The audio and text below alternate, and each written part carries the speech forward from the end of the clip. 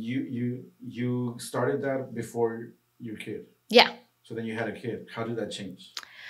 It's challenging because I have to work on weekends and I don't get to spend a lot of time with him on weekends sometimes. Right. Yeah. But did it, I mean, you're still doing it, so you're still fully doing it, focusing on your kid, focusing on, yeah, full-time My job. full-time job. And you're working on different projects. Like, what is that? Yeah. What is that dynamic? It's exhausting. It's exhausting.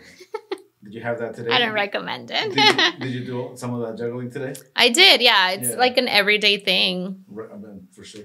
Yeah. You never get to stop. No. What does it look like? Like, what is your... Like a normal day or a like normal week. Your week or your so months, Monday through Friday, I'm a mom, and I work my full-time job. There's sometimes a day in the week where my son will be with his dad, so I kind of take advantage to either like decompress or do things like this, like out of the ordinary stuff, go out with friends to like dinner or whatever it might be.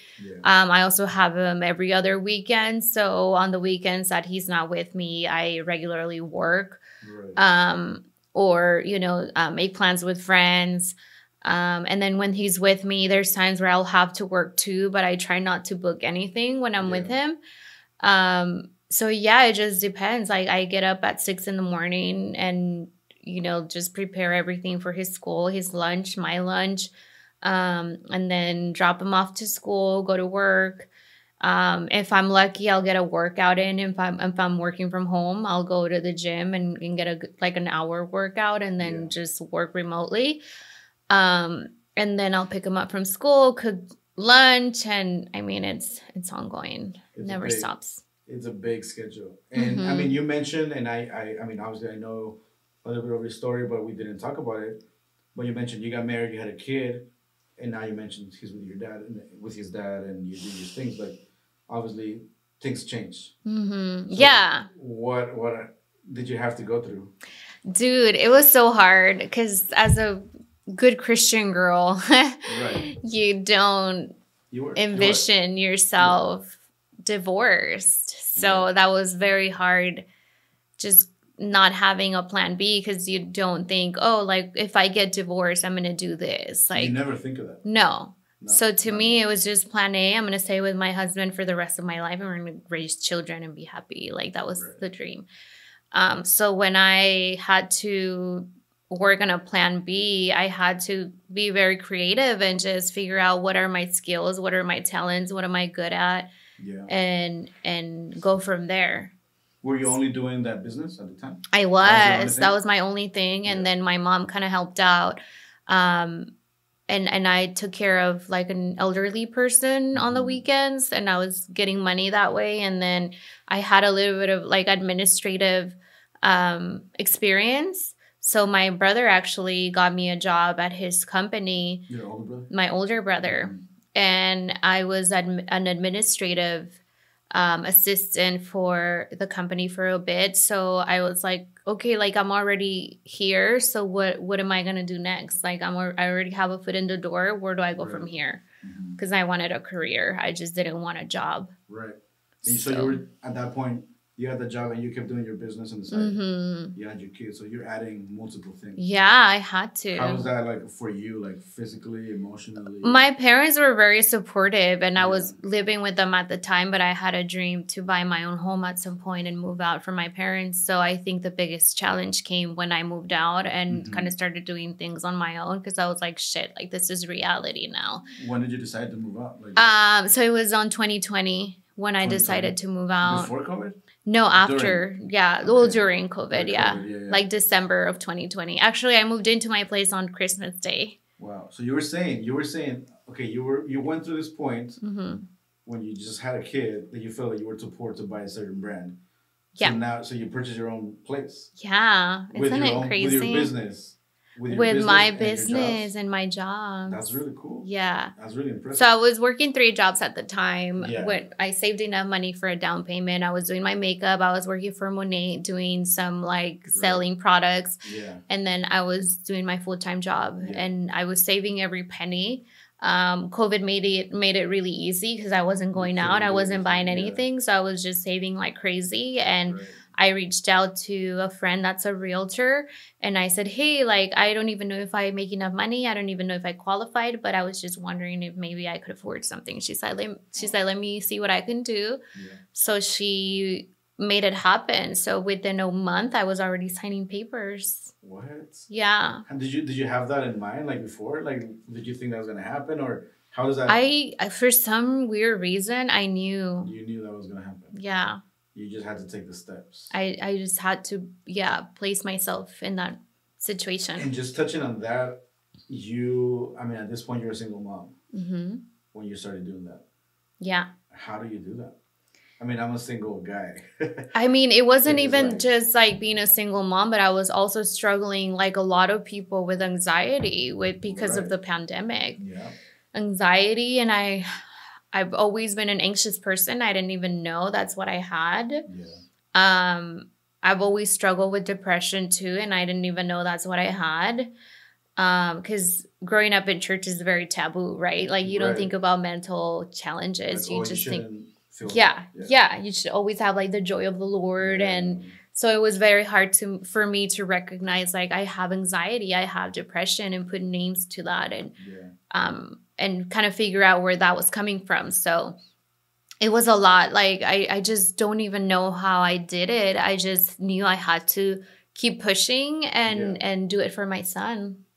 How did you have any support system? Yeah, of course. Like my parents were always super supportive. I think if it wasn't for them, I wouldn't have been able to make it. My mom is a very big woman of faith. Yeah. So she would always pray. She still prays every time. And, just believing that I would make it out of that hole that I was in. Because it got really bad where it was like psychotic and like I would have psychotic episodes. What does that look like? I mean, don't give us any... Just like being fearful of something happening, like somebody walking in and like shooting paranoia. People. Yeah, like paranoia. Yeah. About you, about your kids, everything? About everything. Wow. Like I was afraid of like the world. Yeah. Yeah. It's crazy. During the COVID season? That's insane. Like right before COVID hit, it was in 2019, like the end of 2019 where I started having this mental challenges. Yeah. And then COVID happened and I just made it worse. It got worse. Dude, COVID was I think it was like a huge exposure of people's feelings. Because COVID was a virus and it became a thing. Obviously, it was huge in the whole like health field. Yeah. But it just exposed people. Yeah, you were left with nothing but yourself. Like you were just facing yourself the whole time. Right. And I think, with that, I feel like, and I was telling you earlier, about a lot of transitions that I've done in the last 2 years with like friends, family, work. And it just like takes a toll on you, like emotionally, like physically and mentally. Yeah. And there's a lot of periods where I don't want to do anything. I don't want to work. I don't want to create. I don't want to like go out with my friends, like I don't want to do anything. But you as a mom, I have no option. What is it? What did that look like? I have no option, dude. Like I cannot. Like, did you ever have like a client and you're like, I don't want to freaking go, and I can't. Yeah, I give myself no options like that. Right. Like I have to do it, or I won't eat. Like I won't make like ends meet, basically. Right. So I think there has been times where I would have to consciously be like, I'm not going to work this weekend on purpose because I need this time off. Yeah. So I'll use it to decompress. It's very rare when I have a weekend where I have nothing going on. Like it's very rare. Yeah. But it's just I don't recommend this lifestyle to anyone or everyone because it's not for everyone. But do you think it fits you? Like if you don't recommend it to anyone, how come it fits me because I feel like even though I do feel burnout at times and very overwhelmed, I don't see myself doing anything else. Yeah. Because of my creative mind. Like I always have to be interacting. I always have to be creating. I always have to be on to the next thing. Otherwise I get depressed. That's true. And what do you do like to continue? This is just like, okay, I'm going to wake up and do it? Yeah. Or do you have any sort of like... motivation, like talk myself, a ritual? Also, yeah, I mean, speaking of rituals, and it's not a ritual like per se, like in a weird way. Right. But I saw that you do a lot of traveling. Mm-hmm. I mean, what is that like? I love Not what is traveling. that, but it's dope. Yeah. Look, you went to Barcelona, France, Mexico, a lot of places. Mm-hmm. Like, what does that look like?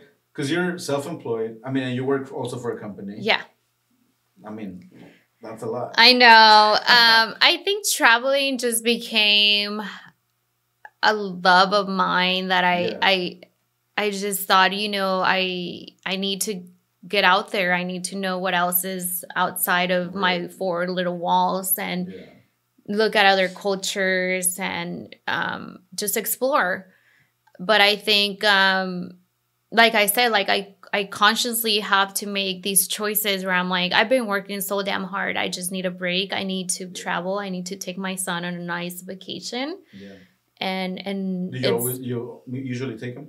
Yeah, I usually take him. Nice. I've only been like away from him like twice, I think, where I've traveled with friends. But I try to take him because he loves exploring too. I feel like we have that in common. That's tight. Yeah, it comes from you. Yeah. Well, his dad likes traveling too. Oh yeah. Yeah. So it's a both. It's from both sides. What was your first trip? The one that you're like, okay, I want to. I think Cancun. When I was married to my ex, we went to Cancun, and I thought, wow, this is beautiful. Like, I want to explore more. Yeah. That's really sick. Yeah. Did you go to the pyramid? I went to the cenotes. Cenotes was great. Yeah. I went to the cenotes. Yeah. We went to explore. Nice. The park. Yeah, the park. Yeah. That's cool. And then from there you went. And then from there, I'm like, I want to travel at least once a year. Alone? By myself, no. No. Okay. Just with friends. Yeah, no. Okay. I was wouldn't. wondering, like, who takes your pictures? They're really cool pictures. It's probably my tripod. Oh, your tripod as well? Oh man. Like I'm always the one taking pictures of my friends. And then they take and they're all ugly. I don't call out nobody with the pictures. And I can't even post it, dude. Like, I can't even post it, but you get, like, dope photos. I have a tripod that I take with me, and if it's not my tripod, it's probably my son. That's dope. He takes good pictures. And that's a permanent tripod there. You're going to keep him for 18 years. Right. Or more. And have you ever considered, like, being, like, a travel, like, blogger or anything like that? Like, because, I mean, if you're already traveling, like, you're not interested in, like... No, you know why? Because I feel like it robs me from my experience. You think? Yeah, because if it'll feel like work. Okay, I think I would. In a way. Yeah, it would become that. Yeah. And that's what I'm like trying not to do. Right. Yeah. When you go out there, it's really just for you. It's just for me. Like, I want to disconnect from the outside world. I just want to be present. In my mind, I mean, I do videos because I like to. Like, this is my. And you enjoy it that way. So if I travel, it's like. People already know, like, okay, I'm recording. That's cool. And it's cool. Yeah. Yeah. But you get to go to this place and you're like, this is just for me. Right. Okay, I know. I guess. But it's your thing. It's cool. It's cool. So I guess, like, in overall, like, you still do Monet? No. You don't do that anymore? I don't. How was that experience? It was beautiful. Because you have to become, that's like becoming like a salesperson. Yeah. Did you have that in It was easy for me because I really believed in all the products. Like, I still use all the hair products. That's cool. So I was just recommending them to my friends. Yeah. And what about people who get into that and they feel like I obviously I never sold those products. But like I was like in different scenarios of like you got to become a salesperson, and I'm not a good salesperson. Like, I think you can't come with that approach of like being salesy because nobody will want to buy your product. I think you really have to believe on what you're selling, and if it's doing something for you, you want to share it with your friends. Yeah. Like it's like a Starbucks drink. Like say you have like this favorite Starbucks drink that you love and you're like, dude, you need to try this Starbucks thing. Right. Like you're not selling it. You're like, dude, for real. Like, I think this is a great product. The thing is like, that's one of our analogies is like, you're not getting paid to recommend that Starbucks drink and you're still recommending it. Right. Although you use that in the business. Yeah. So it's like if you're not getting paid to recommend things online, like might as well get paid for recommending products that you believe in. Right. So for me, it was very easy because I believed in the products and I still do. And I think the company is great. The compensations are great for people who really dive in. Yeah. But it just got to a point where I couldn't do it anymore. It was just taking too much of my time with my full-time job and my business and being a mom. So it was just a lot.